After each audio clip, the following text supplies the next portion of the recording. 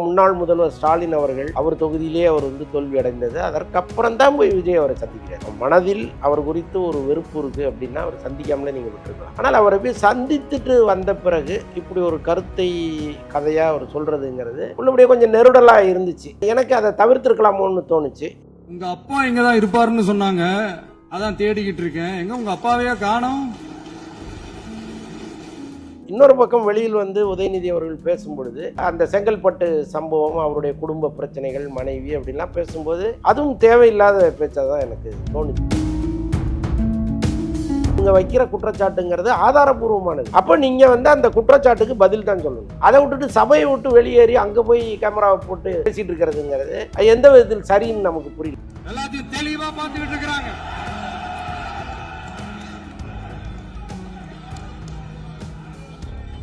நம்ம இத்தனை வருஷம் இங்கே இருக்கோம். சட்டசபையில் ஒவ்வொரு படிக்கட்டும் ஒவ்வொரு செங்கல்லும் நமக்கு பரிச்சயம். நாம உள்ள போனோம்னா எல்லாமே அமைதியாயிருவாங்க. கதி கலங்க விட்டுலான்னு நினைச்சு உள்ள வராங்க. என்ன ஆச்சு? அமைச்சர் ராஜ்முருகன், அமைச்சர் ஆதவ அர்ஜுனா, அமைச்சர் நிர்மல்குமார் பொலன்னு பொழந்துட்டாங்க. பதிலே கிடையாது இவங்கள்ட்ட. அங்கதான் இவங்க இவங்களை சின்ன பசங்கன்னு நம்ம நினைச்சிட்டோங்கிறது வெளிப்படும்.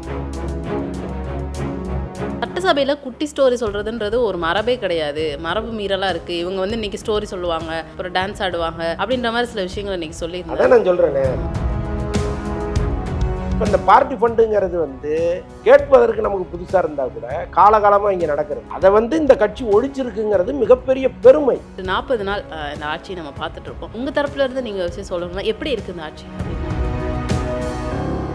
ஸ்ட்ரீம்லா சேனல் நேயர்களுக்கு வணக்கம். இன்னைக்கு நம்ம கூட ஜேர்னலிஸ்ட் அந்தணன் அவர்கள் தான் இருக்காரு. வணக்கம் சார். வணக்கம். வணக்கம். அசம்பிளி இன்னைக்கு பார்த்துருப்பீங்க சார், எல்லாருமே பார்த்து தமிழ்நாடே பார்த்து ஃபயர் விட்டுட்டு இருக்காங்க. ஒரு பக்கம் ஒரு குட்டி ஸ்டோரி சொல்றதா இருக்கட்டும், விஜய் அவர்கள் கேட்டிங்களா சார்? அந்த குட்டி ஸ்டோரி முழு ஸ்பீச்சையுமே கேட்டேன். முழுசாவே கேட்டுட்டீங்க. ஸோ அவர் அப்பட்டமா தெரிஞ்சது அவர் யாரை சொல்றாரு, அப்பா இருப்பாருன்னு சொன்னாங்களே காணுமே அப்படின்னு சொல்லிட்டு. இல்ல அதெல்லாம் ஓகே தான். பட் அதை அவர் தவிர்த்திருக்கலாமோன்னு எனக்கு தோணுச்சு. அவர் தவிர்த்திருக்கலாம். பதிலுக்கு உதயநிதி அவர்கள் ஒரு விஷயம் சொல்லியிருக்காரு, செங்கல்பட்டுல கணவனை தேடும் மனைவி அப்படின்னு சொல்லிட்டு. அதையும் அதை அவர் தவிர்த்திருக்கலாம். அதாவது 2 பேருமே இதை தவிர்த்திருக்கலாங்கிறது என்னுடைய தனிப்பட்ட கருத்து. முக்கியமாக இப்போ முன்னாள் முதல்வர் ஸ்டாலின் அவர்கள் அவர் தொகுதியிலே அவர் தோல்வி அடைந்தது. அதற்கப்புறம் தான் போய் விஜய் அவரை சந்திக்கிறார். நீங்கள் மனதில் அவர் குறித்து ஒரு வெறுப்பு இருக்குது அப்படின்னா அவர் சந்திக்காமலே நீங்கள் விட்டுருக்கலாம். ஆனால் அவரை போய் சந்தித்துட்டு வந்த பிறகு இப்படி ஒரு கருத்தை கதையாக அவர் சொல்கிறதுங்கிறது உள்ளபடியே கொஞ்சம் நெருடலாக இருந்துச்சு. ஆனால் அவர் ஒரு புறம் புண்பட்டிருக்கிறாருங்கிறது வேற. அவர் அவ்வளவு புண்பட்டதனால்தான் அப்படி ஒரு வார்த்தையை அவர் உபயோகிக்கிறார். இல்லைன்னா அதை சொல்லக்கூடிய நபரும் அவர் கிடையாது தான். எனக்கு அதை தவிர்த்திருக்கலாமோன்னு தோணுச்சு. இன்னொரு பக்கம் வெளியில் உதயநிதி அவர்கள் பேசும்பொழுது அந்த செங்கல்பட்டு சம்பவம், அவருடைய குடும்ப பிரச்சனைகள், மனைவி அப்படின்லாம் பேசும்போது அதுவும் தேவையில்லாத பேச்சாக தான் எனக்கு தோணுச்சு. அதற்கு காரணம் என்ன அப்படின்னா, ஒவ்வொருவரும் குடும்ப விவகாரங்களையும் தனிப்பட்ட விவகாரங்களையும் பேச ஆரம்பித்தா இந்த நாடு தாங்கவே தாங்காது. ஏன்னா எல்லாருக்கு பின்னாலையும் ஒரு அழுக்கு இருக்குது, ஒரு அசிங்கம் இருக்குது. ஸோ அப்படி இருக்கும் பொழுது ஏன் அதை அவர் சொல்லணுங்கிறது ஒன்று இருக்குது. இன்னொன்று இப்போ பாருங்கள், விஜய் ரசிகர்கள் சும்மாவே கரகம் எடுத்து ஆடுவாங்க. இப்போ இவர் இப்படி பேசின பிறகு யாருமே சும்மா இல்லை. அவர் பேசின அடுத்த நிமிஷத்துலேருந்து உதயநிதியை வெளுவெளுன்னு வெளுக்கிறாங்க. அப்போ தேவையில்லாத அந்த அம்புகளை அவர் ஏன் வாங்கணும்? அவர் இப்போ உங்கள் அப்பாவை பற்றி அவர் பேசிட்டாரு, அவங்க அப்பாவை பற்றி நீங்கள் பேசிட்டு போகிறது தானே சரியாக இருக்கும். ஏன்பா, உங்களுக்கும் உங்கள் அப்பாவுக்குமே எவ்வளோ பிரச்சனைகள் இருந்துச்சு, பேசாமல் இருந்தீங்க, இப்போ தானே பேச ஆரம்பிச்சிருக்கீங்க, நீங்கள் போய் எங்கள் அப்பாவை சொல்லலாமான்னு கேட்டிங்கன்னா அதில் ஒரு நியாயம் இருக்குது. அதை விட்டுட்டு அவருடைய குடும்பம், மனைவி அதெல்லாம் பற்றி பேசுகிறதுங்கிறது அவ்வளோ சரியா இல்லை. அதை அவர் தவிர்த்திருக்கணும். இப்போ என்ன சொல்கிறாங்கன்னா, பேசுங்க சிஎம் வாயை திறங்கன்றீங்க. அவர் வாயை திறந்து இன்னைக்கு பேசுனா நீங்கள் இல்லை எதுக்கு உட்காந்து பார்ட்டி ஃபண்டுன்னு சொன்னோன்னே நீங்கள் ஏன் வெளியே பதறி ஓடுறீங்க, பதில் சொல்ல வேண்டியதானே உட்காந்து அப்படின்றாங்க. கட்டாயமாங்க இந்த வெளிநடப்பை யாரும் ரசிக்கவே இல்லை.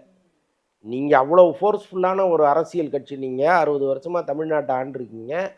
இன்றைக்கி நேற்று ஒரு கட்சிக்காகவும் நேற்று ஒரு முதல்வருக்காகவும் நீங்கள் வெளிநடப்பு பண்ணுவதுங்கிறது மக்களால் அவ்வளவு சீக்கிரம் ஏற்றுக்கொள்ளவே முடியாது. இப்போ எதனால் அவங்க வெளிநடப்பு செய்றாங்க? பயந்து வெளிநடப்பு செய்கிறாங்களா? பேசினா ஏதாவது நம்ம சொல்லிடுவோமோ நம்ம வாயில்? இல்லைங்க, இவங்க வைக்கிற குற்றச்சாட்டுங்கிறது ஆதாரபூர்வமானது. நீங்கள் ஆதாரத்தை காட்டுங்கிறது வேற. ஆனால் ஒவ்வொரு கான்ட்ராக்டரும் ஆதாரத்தை சொல்கிறாரு. இப்போ பள்ளி கல்வி தனியார் பள்ளிகள் கூட்டமைப்பினுடைய தலைவர் என்ன சொல்கிறாரு, பார்ட்டி ஃபண்டுன்னு வாங்கிட்டு இருந்தாங்க, 1000 × 5 லட்சம் எவ்வளோ ஆச்சுன்னு கேட்குறாரு. எங்கே வாங்கினாங்க, யார் வாங்கினாங்க, அது வரைக்கும் அவர் சொல்கிறாரு. அப்போ நீங்கள் வந்து அந்த குற்றச்சாட்டுக்கு பதில் தான் சொல்லணும். அவர் யாரோ ஒரு நபர் வாங்கினாருங்க, எங்களுக்கு அவருக்கு சம்மந்தம் இல்லை, அவர் மீது வழக்கு தொடருங்க அப்படின்னு நீங்கள் சொன்னீங்கன்னா அதில் ஒரு நியாயம் இருக்குது. அதை விட்டுட்டு சபையை விட்டு வெளியேறி அங்கே போய் கேமராவை போட்டு பேசிகிட்டு இருக்கிறதுங்கிறது அது எந்த விதத்தில் சரின்னு நமக்கு புரியல. அது மாதிரி தான் எல்லா விஷயங்கள்லையும். இப்போ இந்த பார்ட்டி ஃபண்டுங்கிறது எல்லா துறைகள்லையும் இருந்திருக்கு. பதிவுத்துறையில் இருந்திருக்கு, பத்திரப்பதிவுத்துறையில் இருந்திருக்கு, மின்சாரத்துறையில் இருந்திருக்கு, பொதுப்பணித்துறையில் இருந்திருக்கு, கல்வித்துறையில் இருந்திருக்கு. இப்போ 4மே இன்றைக்கி ஃப்ளாஷ் ஆகிடுச்சு. இதற்கப்புறம் பேசுகிற அமைச்சர்கள் வந்து அந்தந்த துறையினுடைய ஆய்வுகளை மேற்கொண்டு ஒரு வெள்ளை அறிக்கை மாதிரி ஒன்று ரெடி பண்ணாங்கன்னா அங்கே என்ன நடந்திருக்குங்கிறது தெரியும். இப்போ இந்த பார்ட்டி ஃபண்டுங்கிறது வந்து கேட்பதற்கு நமக்கு புதுசாக இருந்தால் கூட காலகாலமாக இங்கே நடக்கிறது. அதை வந்து இந்த கட்சி ஒழிச்சிருக்குங்கிறது மிகப்பெரிய பெருமை. இதை வந்து மக்கள் மத்தியிலே இன்னைக்கு கொண்டு போய் வச்சிருக்கிறாங்க. சட்டமன்றத்தில் இவங்க பேசுனதன் மூலமாக மக்களுக்கு கொண்டு போய் சேர்த்துட்டாங்க. இது வந்து ஒரு பெரிய சாதனை தான். ஏன்னா மக்கள் வந்து இது வரைக்கும் சட்டசபை நிகழ்வுகளை பெருசாக பார்த்தவங்களே கிடையாது. ஏதோ அது பாட்டா ஓடிக்கிட்டு இருக்கு, இவங்க பாட்டா ஒரு வேலையை பார்த்துட்டு இருக்காங்க. இன்னைக்கு எல்லாருமே உட்காந்து பார்க்க, ஆனால் இன்னைக்கு அது சீரியல் மாதிரி பார்க்க ஆரம்பிச்சிட்டாங்க. பெண்களும் பார்க்குறாங்க, இளைஞர்கள் எல்லாருமே பார்க்குறாங்க. ஆமாம். அப்போ வந்து இவர் பேசுகிறாருங்க, உங்களுக்கு தைரியம் இருந்தால் உட்கார வேண்டியது தானே, ஏன் நீங்கள் வெளியில் போகிறீங்கன்னு கேட்குறாங்க. இந்த கேள்வி வந்து தேர்தலில் பதிலாக மாறும். அப்போ இவங்க அதை தவிர்க்கணும். ஒவ்வொரு முறையும் விஜய் பேசும்பொழுதோ அல்லது மற்ற அமைச்சர்கள் பேசும்பொழுதோ நீங்கள் அந்த கருத்துக்கு கருத்தியல் ரீதியாக பதில் வைக்கிறது தான் சரியாக இருக்குமே தவிர, இந்த அவையை நான் புறக்கணிக்கிறேங்கிறது யார் செஞ்சாலும் தவறு தான். அப்போ இனிமேல் பார்ட்டி ஃபண்ட் அப்படின்னு சொல்லிட்டு சிஎம் தரப்புலேருந்து பேச்செடுத்தாலே திமுக சார்பிலேருந்து வெளிநடப்பு செஞ்சுருவாங்களா? இல்லைங்க, இதை விட மாட்டாங்க. அவர் தான் சொல்கிறாரு, நீங்கள் அரசு பணத்தில் கை வைத்தவர்களை விடமாட்டோம்னு சொல்லிட்டாரு. அது யாராக இருந்தாலும் விடமாட்டோம்னு சொல்கிறாரு. இப்போ ஏற்கனவே இந்த மாதிரி வாங்கினவங்க யாராக இருந்தாலும் சட்டப்படி நடவடிக்கை அவங்க எடுப்பாங்க. அதே மாதிரி இப்போ நம்ம உதயநிதி அவர்கள் விஜய் அவர்களை பற்றி பேசுகிற நேரத்தில் இபிஎஸ் அவர்களை பற்றி பேசியாகணும். ஏன்னா இந்த பக்கம் வந்துட்டு விஜய் அவர்கள் பேச பேச அந்த பக்கம் அவரோட ரியாக்ஷன் தான் பயங்கர ட்ரெண்ட் ஆகிட்டு இருக்கு. அவர் சிரிச்சிட்டே உட்காந்துருக்காரு. அதை பற்றி என்ன சார் சொல்ல விரும்புறீங்க? ஆக்சுவலாக அவர் தனியாளாக கடந்து கஷ்டப்பட்டுட்டு இருந்தார் திமுகவே. இன்னைக்கு வந்து நாம் என்னெல்லாம் பேசணும்னு நினச்சோமோ அதெல்லாம் இவர் பேசுகிறாரேங்கிற ஒரு உணர்வு அவருக்கு வந்திருக்கலாம். இன்னொன்று வந்து இப்போ திமுக அதிமுகங்கிற ஒரு ஒரு சண்டை வந்து இன்னைக்கு மாறி இருக்கு. இன்றைக்கி அவர் வந்து ஒரு தேர்ட் பர்சனாக மாறி அங்கே உட்காந்துருக்கிற சூழ்நிலை வந்திருக்கு. பட் ஒரு வகையில் பார்த்தால் நம்மளை இப்படி உட்கார வச்சுட்டாங்களேன்னு கூட அவர் வருத்தப்பட்டிருக்கலாம். ஆனால் எல்லாவற்றையும் மீறி ரசிக்க வைத்த பேச்சா அது இன்றைக்கி மாறிடுச்சு. அவர் மனப்பாடம் பண்ணிட்டு வந்து பேசினார் அப்படின்லாம் வெளியில் இவங்க வந்து எதிர்கட்சிகள் குற்றம் சாட்டினா கூட அவர் பேசின அந்த விதம், அந்த ஸ்டைலு, அந்த அந்த பாடி லாங்குவேஜ், இது எல்லாமே வந்து எல்லாரையும் ரசிக்க வச்சுது. எடப்பாடியும் ரசித்தார். எனக்கு என்ன விஜய் அவர்கள் மேலே இந்த ஒரு தொடர் குற்றச்சாட்டு என்னன்னா, ஸ்கிரிப்ட் வச்சு படிக்கிறாரு, பேப்பர் பார்த்து படிக்கிறாரு. நான் பார்த்த வரைக்கும் எல்லாருமே பேப்பர் பார்த்து தான் படிக்கிறாங்க. உதயநிதி அவர்களும் இன்னைக்கு கையில் ஒரு பேப்பர் வச்சிருந்தாரு, ஸ்டாலின் அவர்களும் பேப்பர் வச்சு தான் படிக்கிறாருன்றப்போ இந்த ஒரு குற்றச்சாட்டு விஜய் அவர்கள் மேலே மட்டும் ஏன் தொடர்ந்து வந்துட்டே இருக்கு அப்படின்னு? அதுதாங்க. இப்போ நீங்கள் வந்து அவரை சொன்னால் அந்த மக்கள் ஈஸியாக நம்புவாங்க. பட் இவங்களை சொன்னால் நம்ப மாட்டாங்க. அதனால் வந்து அந்த அந்த நம்பிக்கையை இவங்க பயன்படுத்திக்கிறாங்க. அதுதான் இதில் காரணமாக இருக்குது. இன்னொன்று எல்லாரும் மாதிரியும் அவரும் பேப்பர் வச்சு தான் படிச்சுட்டு இருக்காரு. இது சரியான கருத்து நீங்கள் சொன்னது. இப்போ மக்களுக்கு வந்து எல்லாத்தையுமே பார்த்துட்ருக்காங்கல்ல. இப்போ அவர் தானே படிக்கிறாரு, இவரு தானே படிக்கிறாரு, ஏன் இவரை மட்டும் இவ்வளோ தூரம் சொல்கிறாங்க அப்படிங்கிறது ஒன்று இருக்கு. ஆனால் இதில் என்னென்னா, இந்த உடனுக்குடன் எந்திரிச்சு பதில் சொல்கிறதுங்கிறதுல இவர் கொஞ்சம் வீக்காக இருக்கார். அதை போக போக சரி பண்ணிப்பார். நீங்கள் 65-70 வருஷமாக இருக்கிற ஒரு கட்சிக்கும் 40 நாளே ஆன ஒரு ஆட்சிக்குமான வித்தியாசத்தை தான் நீங்கள் பார்க்கணும்.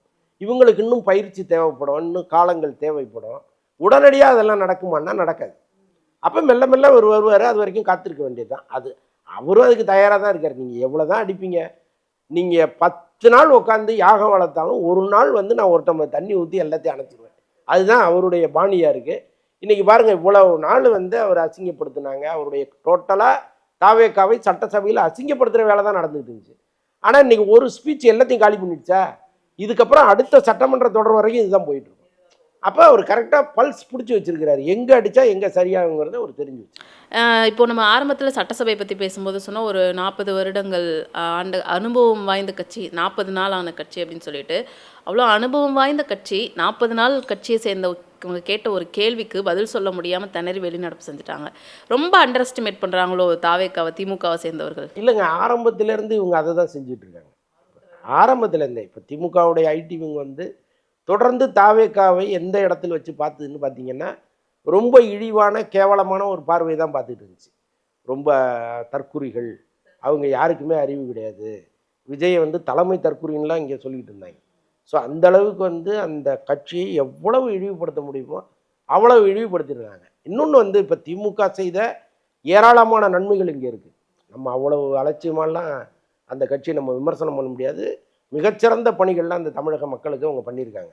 உள்ளபடியாக அந்த கட்சி என்ன பண்ணியிருக்கணும்னா, நாங்கள் இவ்வளவு பண்ணியிருக்கோம் உங்களுக்கு, எங்களை விட தகுதியானவர்கள் யார் இங்கே இருக்காங்க தேர்தல் களத்தில், நீங்கள் எங்களுக்கு தானே ஓட்டு போடணும் உரிமையாக அந்த மக்களை அணுகியிருந்தாங்கன்னா கட்டாயமாக இன்னும் கூட அவங்க அதிக வாக்குகளை வாங்கியிருக்கலாம். முன்னாள் முதல்வரே ஜெயிச்சு சட்டசபைக்கு வந்திருக்கலாம்.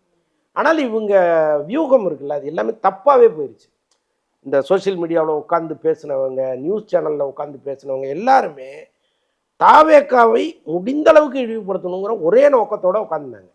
அசிங்கப்படுத்துறது, சிரிக்கிறது, நக்கலாக பார்க்கறது, நையாண்டியாக பேசுறது, இது மக்கள் மத்தியில் தாவேக்காவுக்கு ஒரு பெரிய ஒரு மனிதாபிமான அடிப்படையில் நம்ம அந்த கட்சியை கொண்டு வந்துருவோங்கிற எண்ணத்தை உருவாக்கிடுச்சு. அதுதான் உங்களுக்கு ஒரு பெரிய பேக் ஃபயராக மாறிச்சு. ரைட்டு, ஓகே, ஜெயிச்சு வந்துட்டாங்க. அதற்கப்புறமும் உங்களுடைய நடவடிக்கைகள் மாறிச்சான்னா இல்லை. நம்ம வந்து இத்தனை வருஷம் இங்கே இருக்கோம், சட்டசபையில் ஒவ்வொரு படிக்கட்டும் ஒவ்வொரு செங்கல்லும் நமக்கு பரிச்சயம். நாம் உள்ளே போனோம்னா எல்லாமே அமைதியாயிருவாங்க, கதிகலங்க விட்டுடலான்னு நினச்சி உள்ளே வராங்க. என்ன ஆச்சு? அமைச்சர் ராஜ்முருகன், அமைச்சர் ரமேஷ், அமைச்சர் ஆதவ் அர்ஜுனா, அமைச்சர் நிர்மல்குமார் பொலன்னு பொழந்துட்டாங்க. பதிலே கிடையாது இவங்கள்ட்ட. அவங்க கேட்குற கேள்விகளுக்கெல்லாம் பதிலே கிடையாது. ஆத்தண்டிக்காக கேட்குறாங்க. இங்கே இந்த பிரச்சனை நடந்துச்சு, என்ன பதில் சொல்கிறீங்கன்னா இவங்கள்ட்ட பதில் இல்லை. அங்கே தான் இவங்க வந்து இவங்களை சின்ன பசங்கன்னு நம்ம நினச்சிட்டோங்கிறது வெளிப்பட்டுச்சு. விஜய் மட்டும் பேசாமல் இருந்தார். அதில் அவங்களுக்கு இன்னும் இருமாப்பு. ஓகே, சின்ன சின்ன பூசாரிகள்லாம் கத்திட்டு இருக்காங்க, பெரிய பூசாரி அமைதியாக தானே இருக்கார், பார்த்துக்கலான்னாங்க. அவர் இன்னைக்கு போட்டு ஒரு வழி பண்ணிட்டார். ஸோ அப்போ சட்டசபையில் இவங்களை ஈஸியாக ஹேண்டில் பண்ணான்னு நினச்சாங்கல்ல, அதுவும் இல்லாமல் போயிடுச்சு. இனிமேல் நிறைய நாட்கள் இங்கே இருக்குது. சட்டசபை இன்னும் சுவாரஸ்யமாக மாறும். இந்த நேரத்தில் நான் வந்து முதல்வர் விஜய் அவர்களுக்கு ஒரு கோரிக்கை என்னென்னா, இப்போ நீங்கள் ஒரு 2 நாளாக என்னமோ பயிற்சி பட்டறை ஒன்று வச்சுருந்தாங்க சட்டமன்ற உறுப்பினர்கள், புதிய உறுப்பினர்களுக்கு வச்சுருந்தாங்க. இந்த பயிற்சி பட்டறையை, ஏன்னா இப்போ சட்டமன்றம் இல்லை, நிறைய காலம் இருக்குது, கால வரையறையற்று தள்ளி வச்சிருக்கிறார் சபாநாயகர். அப்போ இந்த ஒரு 10 நாள் இந்த பயிற்சி பட்டறையை நீங்கள் உருவாக்கிட்டீங்கன்னா எதிர்காலத்தில் திமுகவை இன்னும் நீங்கள் வந்து ஸ்ட்ராங்காக எதிர்க்கலாம். ஸோ அந்த அளவுக்கு வந்து உங்களுடைய எம்எல்ஏக்களை பயிற்சி கொடுத்து உருவாக்கணுங்கிறது தான் நம்முடைய வேண்டுகோள். செஞ்சால் நல்லாயிருக்கும். கண்டிப்பாக. உதயநிதி அவர்கள் ஒரு விஷயம் சொல்லியிருந்தாரு, சட்டசபையில் குட்டி ஸ்டோரி சொல்கிறதுன்றது ஒரு மரபே கிடையாது, மரபு மீறலாக இருக்குது. இவங்க வந்து இன்றைக்கி ஸ்டோரி சொல்லுவாங்க, அப்புறம் டான்ஸ் ஆடுவாங்க, அப்படின்ற மாதிரி சில விஷயங்கள் இன்றைக்கி சொல்லியிருந்தாங்க. அதான் நான் சொல்கிறேன்னே, தொடர்ந்து இவங்க வந்து அந்த கட்சியை கீழே தான் வச்சு இன்னுமே அதை தான் இன்னுமே அதுதான் பண்ணுறாங்க. இந்த தவறே அவங்க மாற்றிக்கணும். நீங்கள் அவங்க ஒரு கருத்து வைக்கிறாங்களா, அதை குன்னூரில் வந்து நீங்கள் எதுக்கு மல்டிப்ளெக்ஸ் இது கார் பார்க்கிங் கட்டினீங்க அப்படின்னு ஒரு கேள்வியாக அவர் கேட்குறாரு. மல்டி கார் பார்க்கிங் கட்டினீங்க, அதுக்கு வந்து கோயில் நிதியிலேருந்து 10 கோடி ரூபா எடுத்து கொடுத்தீங்க அப்படின்னு கேட்குறாரு. இதற்கான வாதமாக தான் அது இங்கே இருக்குன்னு தவிர, நீ ஏன் கதை சொன்ன, மரபு மீறலாம் என்ன அப்படி சட்டசபையில் அப்படிலாம் ஒன்றும் கிடையாதுங்க. கலைஞர்லாம் எவ்வளோ கதைகளை சொல்லியிருக்காரு, அறிவுபூர்வமாக அண்ணா கதை சொல்லியிருக்காரு. ஆனால் சட்டமன்றம் வந்து ஏராளமான மேதைகளை பார்த்த சட்டமன்றம். இவங்களுடைய கதை சொல்லல் விதம் வேணா கொஞ்சம் முன்ன பின்ன இருக்கலாமே தவிர, கதையே சொன்னது கிடையாதுன்னா இவங்க சொல்லவே முடியாது. அப்படிலாம் ஒன்றுமே கிடையாது. இப்போது முதலமைச்சராக இதை விஜய் அவர்களுக்கு இருக்கிறதும், எதிர்க்கட்சி தலைவராக மேபி ஸ்டாலின் அவர்கள் இருந்திருந்தா இது இன்னும் கொஞ்சம் மாற்றமாக இருந்திருக்குமோ, உதயநிதி அவர்கள் கரெக்டாக அதை ஹேண்டில் பண்ணுறாரா அப்படிங்கிற ஒரு கேள்வியும் இருக்குது இல்லையா? இல்லைங்க, இப்போ நீங்கள் கவனித்து பார்த்தீங்கன்னா ஒரு பெரிய தலைமுறை இடைவெளி இருக்குது. விஜய் அவர்களுக்கும் ஸ்டாலின் அவர்களுக்கும் ஒரு பெரிய தலைமுறை இடைவெளி இருக்குது. அப்போ சரியான நபர்னு பார்த்தீங்கன்னா உதயநிதி தான். அவர் தான் இப்போ எதிர்கால திமுகங்கிறது கிட்டத்தட்ட முடிவாயிருச்சு. ஸோ அப்படி இருக்கும்போது எதிர்கால அரசியலும் எப்படி வந்து கலைஞர் எம்ஜிஆர், கலைஞர் ஜெயலலிதா அப்படின்னு இருந்துச்சோ, இன்னைக்கு விஜய் உதயநிதின்னு தான் இருக்கணும். அது எதிர்காலத்திலே அது தொடரணுங்கிறது தான் என்னுடைய ஆசை. ஏன்னா 3ஆவதாக ஒரு நபர் உள்ளே வரும்பொழுது ஒரு தேசிய கட்சி உள்ளே வரும் கூடவே. அது இங்கே தேவையில்லாது. எப்போவுமே திராவிட சிந்தனை உள்ள, நம்முடைய மண்ணிற்கு பரிச்சயமான, நம் மண்ணின் மீது எப்போவுமே பாசம் வச்சுருக்கிற 2 பேர் தான் இங்கே மாறி மாறி சண்டை போட்டுக்கணும், மாறி மாறி ஆட்சிக்கு வரணும்.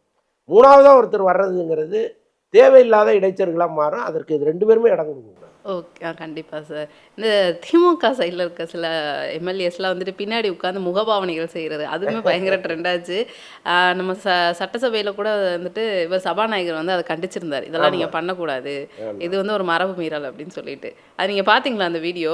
பார்த்தேன். அதை செய்த அந்த நபர் தான் அவர் ஒரு பெரிய பேரழகன் அரவிந்த் சாமி என்ன கிடையாது.